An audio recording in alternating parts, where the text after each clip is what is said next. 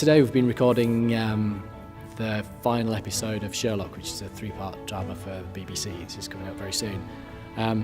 My role today, I've co-composed the music with David Arnold. The two of us write together on various different projects, and I was also conducting the orchestra too. And it's very much a team sport in so many different ways, recording, whether it's to picture or recording a production album. And it is the bit that I absolutely love. We're always really tired when we get to this stage because everybody's been up all night for days and days. But then the thrill of actually being in the studio with the musicians, making music live, never wanes.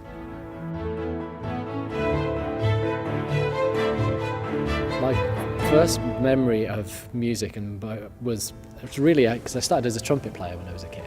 And there was something about sitting on the top of the orchestra with a tune along, which I really, really liked. And it's funny because then after I'd been through university and done lots of studying and things, I came back round to the idea that the tune and what the top line was doing is just so key, really, really important. And so now I'm very lucky because I get to work with so many amazing musicians that transports you back to being 7, starting to practice, and now you can hear these amazing musicians play your work, which is, it's thrilling really.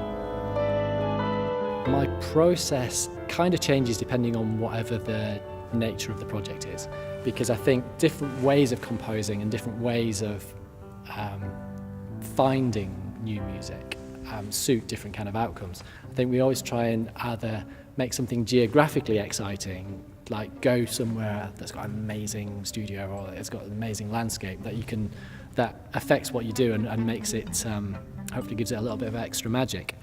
Sometimes you just need to kind of get really inside the genre, because otherwise I think I find it difficult working in a vacuum. I like to have a story or an atmosphere or something to work from. The KPM Dramedy album, it's a fabulous example, I think, of working together with KPM and making that combination between the film work that I'm already doing and having that directly feed into the work that I do for KPM.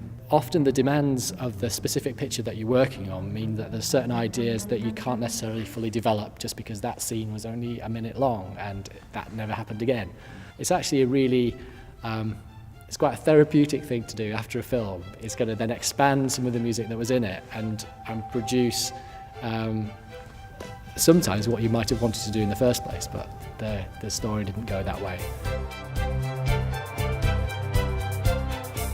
The sense of excitement for what I do and what we all do as a team on sessions, no, it never goes. It really never does. Even in the really late nights and a lot of sitting in front of computers, which is what a lot of us do these days. Absolutely not. You walk into the studio and there's just something about the performance that just lifts you every time. And I think if it stops being like this, if I stop getting that little tingle on the back of my neck when I walk into the studio, then I should go and do something else, because it is supposed to be about excitement, and it's supposed to be hopefully about you being able to create that in your music and with the players, and then that comes through, I think, in your tracks and in your music.